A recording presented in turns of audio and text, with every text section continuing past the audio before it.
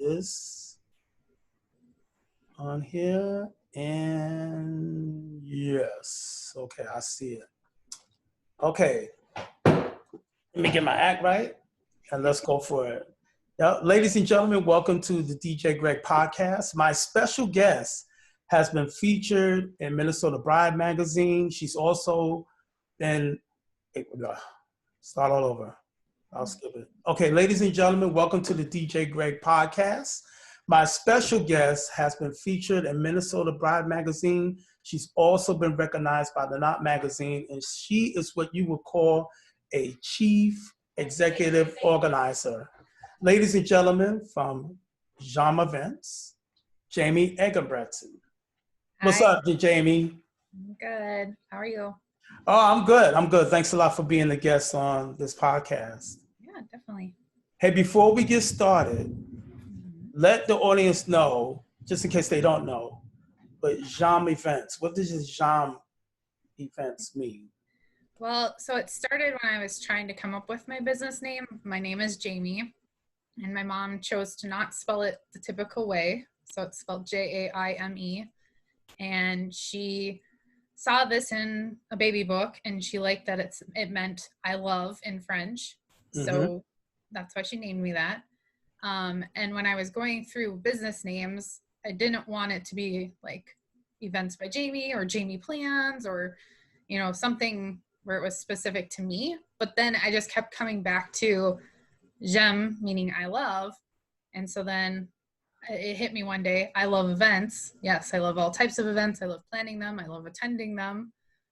So then it kind of stuck that it was J'aime Events. And a lot of times people will say Jamie Events because they think it's my name, but it's a little play on words.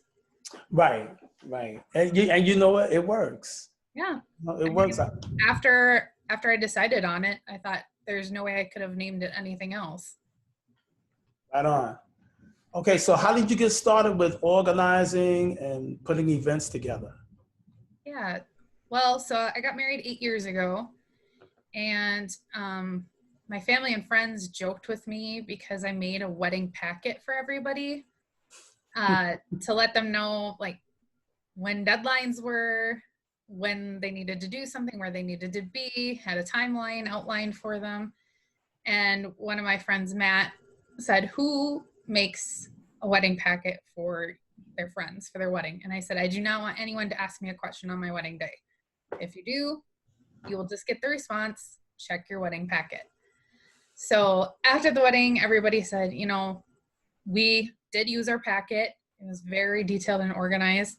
And one of my friends said, you should really be doing this for other people. She said, you're definitely got that as a skill. And I had it in the back of my mind, but I had a full-time job. I didn't think about it. And then I want to say a couple months after, our church had something in their bulletin looking for a coordinator for the church for weddings. Okay. And I thought, well, everybody kept telling me how I should be doing this. Maybe I should give it a try. And it was obviously part-time, just on weekends at the church. So I thought I can do this while I'm doing my job. And so I started as a church coordinator, and then people started asking me more questions than just what they needed to know for the church. And I asked the pastor if I could assist people further than just the church needs. And he said, yeah, if people are interested in that. So kind of just started as consulting and turned into wanting to do it for a business. And I went out on maternity leave and decided that was the time to make the change. Wow. I mean, so you like really, in a way, took the full reins of that organizing job at the church. Yep. They must have really loved it. Yeah, I still help them out. Okay. And what church is this, by the way? University Lutheran Church of Hope. It's where I got married at. All right. Okay. We're not members there anymore because it's too far away from our house. But yeah, when they have a non-member wedding and they still need somebody there to assist the couples, if I'm not booked with another wedding, I'll help out. Okay. So what does day of coordination and organizing, what does that all include? Yeah. Well, it kind of differs by planner. Like some people include meetings beforehand, some don't. Um, we all kind of don't love the term day of coordinator because it's not like a person can actually just jump in on your day and have no previous knowledge of what's going on. Okay, that's a So good I point. like to call it wedding day management, and that's another term that people use for day of coordination. Okay. It really is just for the people who have done most of the planning, have found their vendors, but just they don't want their family and friends to work their wedding. They want them to be able to be a guest and enjoy the day. So they hire someone to come in and manage the vendors, manage the timeline. If there's any emergencies that arise on the day, taking care of them so that they can just be fully present in their wedding day and enjoying their family and friends. Awesome. Okay. Did anybody teach you this stuff? Like, did you have a mentor that helped you out along the way? Well, once I decided that I was going to pursue it as a career, I actually went to school and got certified. I went through the New York Institute of Arts in event planning. So I kind of got trained that way from schooling. And then, like I said, doing the church coordinating. And then for starting your own business, I did have a couple of business mentors, and I utilized the program, the SCORE Hmm. organization, Yes. for like understanding finances and understanding how to set up, an LLC, all those type of questions, because I was not familiar with that. And I strongly believe that if you are not an expert in something, that's a reason that person has the job. So I wholeheartedly uh, hire or find someone to help me with things I don't know. That's a very good point because in the business, we tend to like maybe do everything or to try to like take all the controls, and then you bring that stress on upon yourself, and you can't do the thing that you really love to do. Yeah. So that is a great advice, that you hire out like somebody to, let's say, manage your website, or to do the books, and et cetera and et cetera. But you definitely have to understand, like, you can't, if you are the owner of the business, you can't blindly just expect somebody to do it for you. I personally try to understand the process, ask questions so that I can be as educated as I need to on the topic, but Hmm. then let them do the work. Yeah. So you can do your work. Yeah. Absolutely. Okay, so what have you made like any mistakes, started when you started out? Of course, we all sometimes trip and fall down, but we get back up. What were some of the obstacles that you faced during that time, and then how did you overcome those?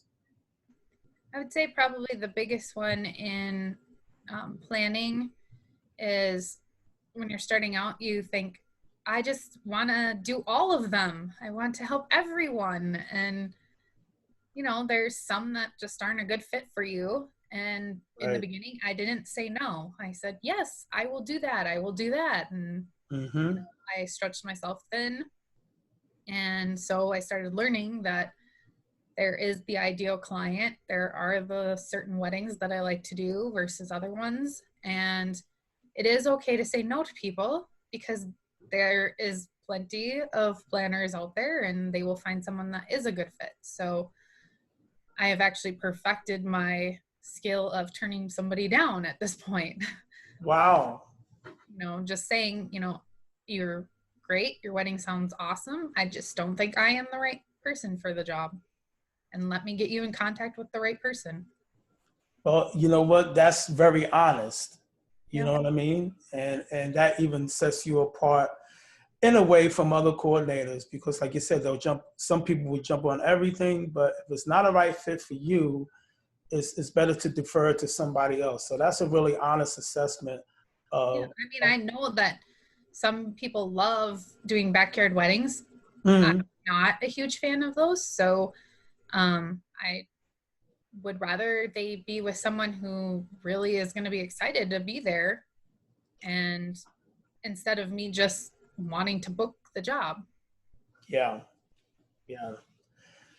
That's amazing, by the way. Hey, of course, you know that COVID-19, hit and, slowed everything down. What were some of the things that you either changed or modified in your business?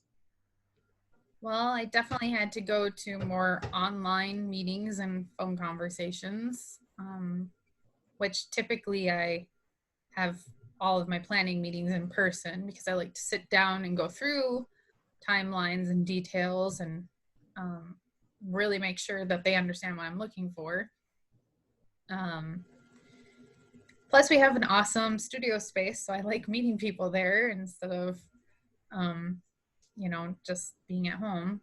But so adjusting that way, um, and then just keeping up on what all of the restrictions and requirements are for events and communicating those to my couples and letting them know that I'm here for them. Things are going Mm-hmm. to have to be a little bit different.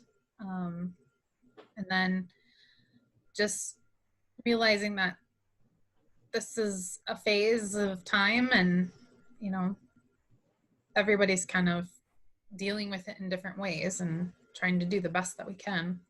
Right. Hey, did you do any binge watching during that time we all had to stay at home? Yeah, probably. I I have Amazon Prime on my phone, and so been watching a lot of shows on Amazon Prime. I just finished Upload, which was a new one that I had suggested. I finished that season. It Okay. was interesting. And now I've moved on to rewatching the seasons of The Good Wife. Mm-hmm. Okay. That one, but it's been a while, so I thought, well, let's go back to the beginning and start watching it again. How about favorite COVID snack? What were you snacking on? Um, I probably had way too many peanut M&Ms that I shouldn't have. Um, but I think it balances itself out because I used to go out to eat a lot and fast food.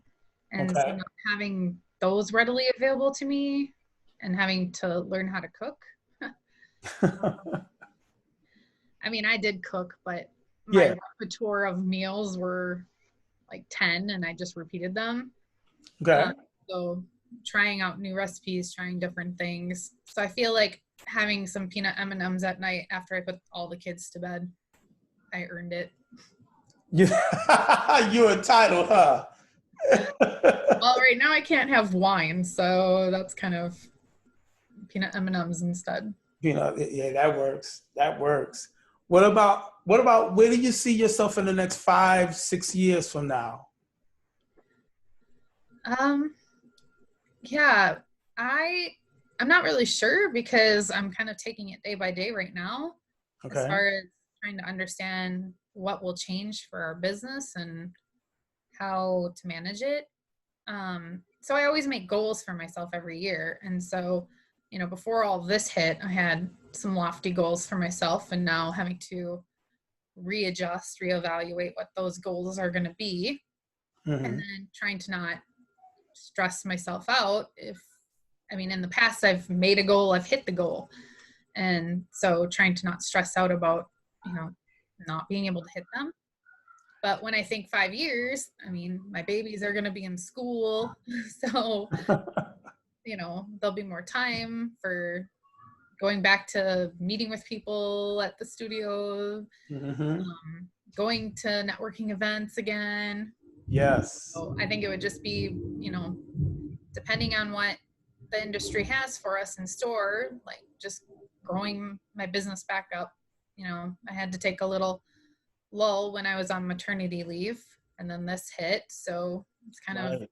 my plan is to just keep the door open and ramp back up. There you go. There you go. I like it. What about you said you have 3 kids, right? You had twin boys, Yep. right? Benjamin Benjamin, Christopher, right? And who's your oldest? Andrew. Andrew. So it's my ABCs. Ah, Mhm. okay. You planned that, didn't you? Of course. That was a dumb question. Well, I actually had a dream that I was pregnant with twins before they told us we were having twins. What? Yeah. But in my dream, it was a boy and a girl.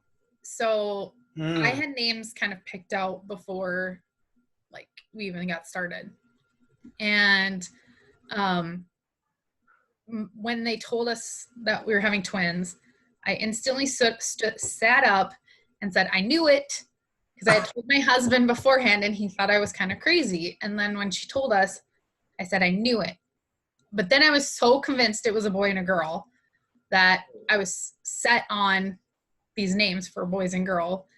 And then when we had the ultrasound that told us the gender and she said it was 2 boys, I looked at her like, how is that possible? Do it again. Yeah, double check, because I'm like, my heart of hearts said it was a girl and a boy. Right. And so then I had to go back and start thinking about boy names, because I had right. boy and a girl name that I thought matched really well together.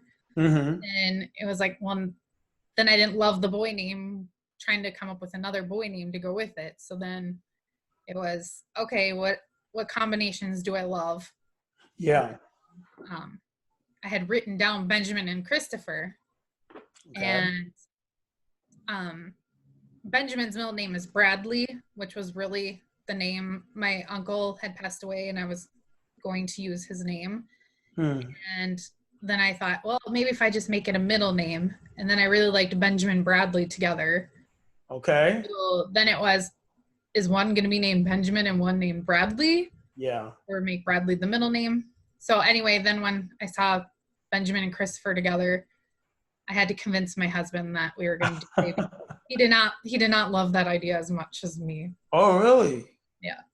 Well, but he had vetoed so many names. So at that point it was, yeah. It's like, come on, David. Yeah. He likes classic names and I'm more like, I want it to be a little bit different. And right. So I said, okay, fine. I mean, with Andrew, we didn't find out what we were having. And I said, if it was a boy, he got to name the boy. And if it was a girl, I got to name the girl. Okay. And so I knew if it was a boy, it was going to be a classic name. It wasn't going to be something different. So right. I had Cole on the list for a boy name. And he made I like that name. Yeah, he made it Andrew Cole, so I couldn't use Cole again. Well, I have to meet David because you guys sound like y'all have a lot of fun and y'all funny. Yeah. For sure. We crack each other up a lot. and you know what was his reaction when you told him that I'm going to pursue this career? Well, I actually hadn't talked to him before I quit my job. So he was kind of surprised when I told him that I had given notice, and he thought that meant I was just going to be at home because I was on maternity leave, and he thought I was just going to be at home with our son. And then I said, well, I don't think I'm the kind of person who can just be at home. Like I like to be busy. I like to like have something going. Right. And so he said, what does that mean? And then kind of explained it to him. And then him being a finance guy, he said, let me see some numbers. So kind of put together a plan to share with him. Wow. Oh man, he really put you to work.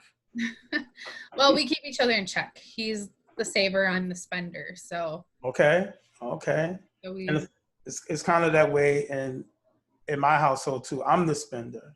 Yeah. And she's the saver. I just feel like life is for living. So you know, like when we went on our honeymoon, I said, let's go have a couple's massage. And he's like, I don't need a massage.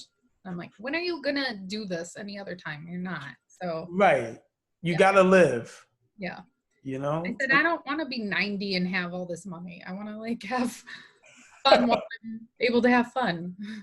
That's right. Yeah, that's a good point, because while you're living, you might as well do all the things that you enjoy doing. You know, it's not just work is always good, but enjoyment is good too. You know what I mean? Is there that kind of like balance with you? Is there a balance? Between work, play, family, all that. What do you think of the word balance in all of that scheme of life? I do not have a balance in my life because I prioritize my family. So Right. um, I don't want my work and my family life to be equal. I always want family to come first. So um, I take on as much work as I can handle and still have time to do the things I want to do with my family. Like I do not work every weekend for weddings. I Okay. block off weekends and I don't take jobs for them, um, and I don't allow myself to go over a certain number of events for the year so that Okay. I know that I'm managing my time properly. Okay. Okay. I like that. I like that. That's an And I incredible. also feel like I'm able to give my clients the attention they need. If I have less clients, I can spend more time with each of them versus, having 50, 60 weddings during a wedding season. I might not remember who the groom is for the wedding. Like, Oh names man, will all just become names. But I'm glad you said that because that is one of my greatest fears. Like I pronounce the wrong name or say the wrong name, and it's just so embarrassing. And yeah. and sometimes when I look at my calendar, like for instance, I have a Friday wedding, a Saturday wedding, and both of the brides' names are Amy, and that already is just like stressing me out. Yeah. I might call her something like Michelle or something. You know what I mean? It's really crazy, but this year most of my brides' names started with the letter M.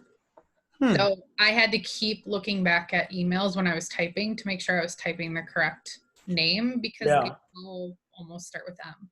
Yeah. Not all of them, but most majority of them started with M. That's crazy. That's crazy.